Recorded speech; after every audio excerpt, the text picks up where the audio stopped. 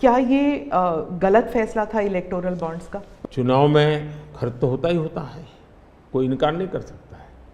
मेरी पार्टी भी करती है, सब पार्टियां करती हैं, कैंडिडेट भी करते हैं। मैं चाहता था कि हम कुछ कोशिश करें कि इस काले धन से हमारे चुनाव को कैसे मुक्ति मिले। इलेक्टोरल बॉन्ड न होते तो किस व्यवस्था में ताकत है वो ढूंढ के निकालते कि पैसा कहाँ से आया और कहाँ गया।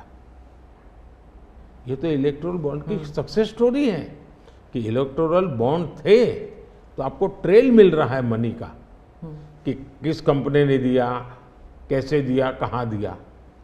अब उसमें अच्छा हुआ बुरा हुआ वो विवाद का विषय हो सकता है, इसकी चर्चा हो। मुझे जो चिंता है वो, मैं ये कभी नहीं कहता हूँ निर्णय में कोई कमी नहीं होती है, निर्णय तो चर्चा कर सीखते हैं, सुधारते हैं, इसमें भी सुधार के लिए बहुत संभावना है। लेकिन आज हम पूरी तरह काले धन की तरफ देश को धकेल दिया है और इसलिए मैं कहता हूँ सब लोग पछताएंगे। जब बात बस ईमानदारी से सोचेंगे सब लोग पछताएंगे। अभी मैंने एक नेता का भाषण सुना, उन्होंने कहा एक झटके में मैं गरीबी हटा दूंगा। एक झटके से हिंदुस्तान से हम गरीबी को मिटा देंगे। अब जिनको 5-5, 6-6 दशक देश का राज करने को मिला, वो जब आज कहेंगे कि मैं एक झटके में गरीबी हटा दूंगा, तो देश सोचता है ये क्या बोल रहे हैं। तो मुझे लगता है पॉलिटिकल लीडरशिप की क्वेश्चनेबल होती जा रही है। ऐसे में प्राण जाए और वचन न जाए, ये महान परंपरा से हम निकले हुए लोग हैं। मैं मानता हूं कि नेताओं ने ओनरशिप लेनी चाहिए, जिम्मेवारी लेनी चाहिए। ये मैं जो बोल रहा हूं मतलब मेरी जिम्मेवारी है, ये कोई करेगा ऐसा करेगा ऐसे नहीं चलता है। और उसमें से मैंने बल दिया है गारंटी का।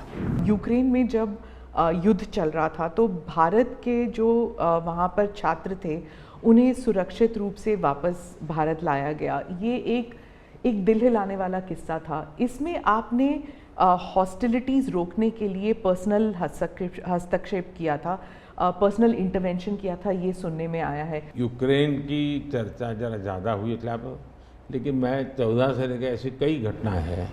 भारत की रिक्वेस्ट पर एक पीरियड रहता था जिस पीरियड में बम्बार्डिंग नहीं होता था और उस समय हम हवाई जहाज़ में हमारे लोगों को निकालते। यमन से करीब 5000 लोगों को हम लाए थे।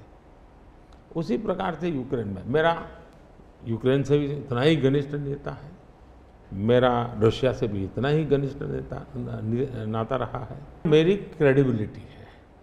और जब मैंने कहा भाई भारत के इतने लोग, हमारे नौजवान फंसे हुए हैं और मुझे आपकी मदद चाहिए। भारत के तिरंगे की ताकत इतनी थी कि विदेशी व्यक्ति की भी भारत का तिरंगा हाथ में रखता था तो उसके लिए जगह मिल जाती थी। आज आप देखिए कि हम जो बात कहते हैं उस पर लोगों का भरोसा है। 370 हटाऊंगा, भले हमें पार्टी का जन्म हुआ तब से हम कह रहे थे, हमारे श्यामा प्रसाद मुखर्जी ने बलिदान दिया था, लेकिन हम उस पर पक्के मन से लगे हुए थे। जब मेरा मौका आया मैंने पूरी हिम्मत दिखाई, 370 गई और आज जम्मू कश्मीर का भाग्य बदल गया।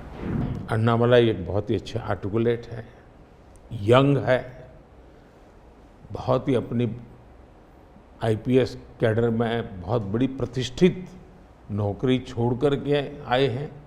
दूसरा लोग सोचते कि यार इतना बड़ा होनहार कैरियर छोड़ के आया आदमी तो डीएमके या डीएमके में चला जाता उसकी तो जिंदगी बन जाती, तो वो मानने नहीं गया, वो बीजेपी में आया।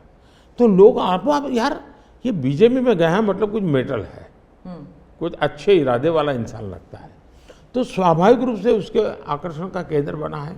और मेरी पार्टी की विशेषता है हम हर स्तर के हर छोटे मोटे कार्यकर्ता जिसमें क्षमता है उनको अवसर देते हैं।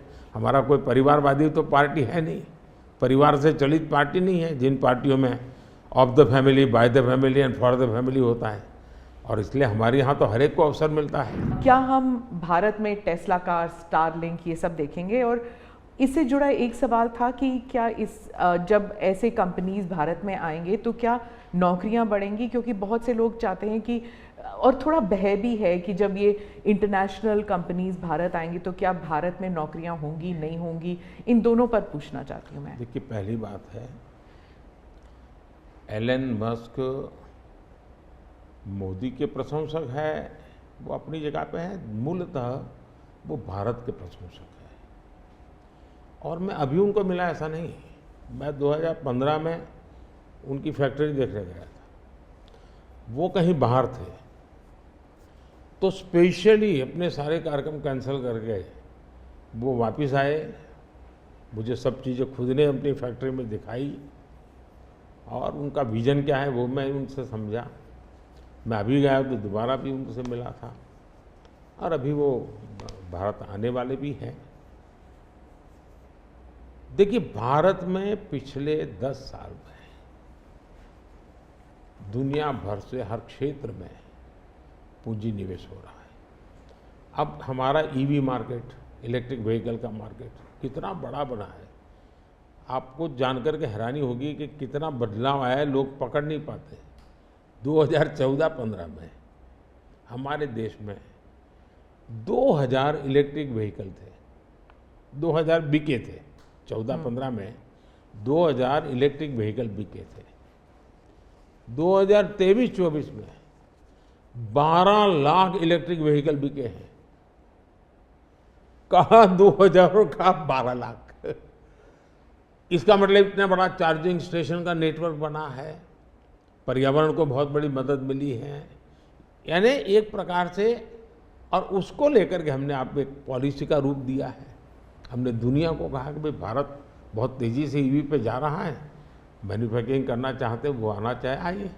इतना ही नहीं, मैं चाहता हूँ हिंदुस्तान में निवेश आना चाहिए, क्योंकि भारत में वो चीज़ें जिसमें भले पैसा किसी का भी लगा हो, पसीना मेरे देश का लगना चाहिए, उसके अंदर सुगंध मेरे देश की मिट्टी की आनी चाहिए, ताकि मेरे देश के नौजवानों को रोजगार मिले।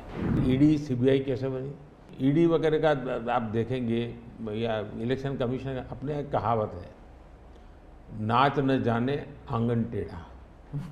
और इसलिए कभी ईवीएम का बहाना निकालेंगे, कभी मूलतः पराजय के लिए वो कुछ रीजनिंग अभी से सेट करने में लगे हैं, ताकि पराजय उनके खाते में न चढ़ जाए। वो कह रहे हैं लड़े कैसे आप? या तो ऑपोजिशन लीडर्स को जेल में डाल रहे हैं, या फिर अगर वो आपकी पार्टी में आ गए तो सारे पाप धुल गए। कितने ऑपोजिशन लीडर जेल में हैं? कोई मुझे बताए। और क्या यही ऑपोजिशन लीडर उनके सरकार चलाते थे? या जेल का डर है? हाँ? डर तो पाप का होता है जी, ईमानदार को क्या डर होता है? मेरे यहाँ भी तो उन्होंने मेरे होम मिनिस्टर सबको जेल में डाल दिया था। दूसरा, ईडी की बात करते हैं। आप गुजरात के बारे में कह रहे हैं जब आप मुख्यमंत्री? हाँ, मैं मुख्यमंत्री था। अच्छा, जो ईडी की बात करते हैं, ईडी ने जितने केसेस किए ना, उसमें से सिर्फ, देश को समझना, सिर्फ 3% ही पॉलिटिकल लोग इन्वॉल्व है जिन पर एक केस हुए हैं। 97% जिनका राजनीति से कोई लेना देना नहीं, ऐसे लोगों है को हुआ है, जो कोई ड्रग माफिया है, कुछ अफसर हैं जो करप्शन करते हैं, कुछ अफसर हैं जो बेनामी संपत्ति बना के बैठे हुए हैं। 97% केस उन पर हुए हैं, जेलों में वो लोग गए हैं। अच्छा, मजा देखिए, ईडी एक स्वतंत्र संस्था को काम कर देना चाहिए, नहीं करने देना चाहिए? बनाई क्यों भाई? पहली बात है कि इसका राजनीतिकरण किसने किया, और इसको आज की घटनाओं से मत, जब हमारा जन्म भी नहीं हुआ था, हमारी पार्टी पैदा भी नहीं हुई थी, उस समय अदालत में ये मामला निपटाया जा सकता था, समस्या का समाधान हो सकता था। भारत विभाजन हुआ तो विभाजन के समय ये तय कर सकते थे, चलो भाई इतनी इतनी चीज़ें ऐसा कर लो, वो नहीं किया गया। क्यों? कि एक ऐसा हथियार हाथ में है जो हथियार वोट बैंक पॉलिटिक्स के लिए मजबूती का एक दांव है, इसलिए उसको पकड़ के रखा गया और बार बार उसको भड़काया गया। अब जब ये अदालत के अंदर मामला चल रहा था, अदालत में अभी जजमेंट ना आए वहां तक कोशिश की गई। न्यायिक प्रक्रिया से होना चाहिए, तो हमारा संविधान हमें कहता है और सरकार की तो जिम्मेवारी है, लेकिन उसमें भी अड़ंगे डालना, ये क्यों?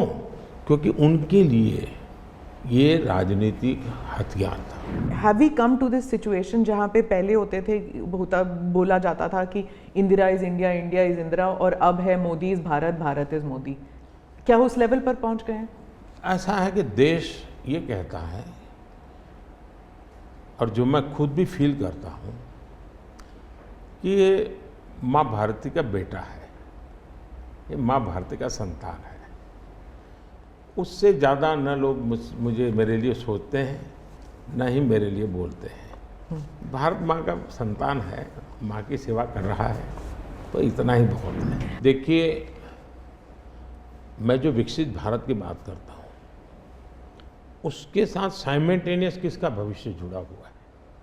जो आज 20 साल का, 22 साल का है, वो 2047 में उसकी पूर्ण जिंदगी का एक कालखंड है एक प्रकार से, तब वो 40, 45, 50 का होगा। मतलब ये भारत के विकसित भारत बनने की प्रक्रिया और उसकी जिंदगी की प्रक्रिया दोनों साथ है। गोल्डन अपॉर्चुनिटी है उसके साथ। ये सबसे ज़्यादा बेनिफिशियरी आज का जो फर्स्ट टाइम वोटर है, वो 2047 का सबसे बड़ा बेनिफिशियरी बनने वाला है।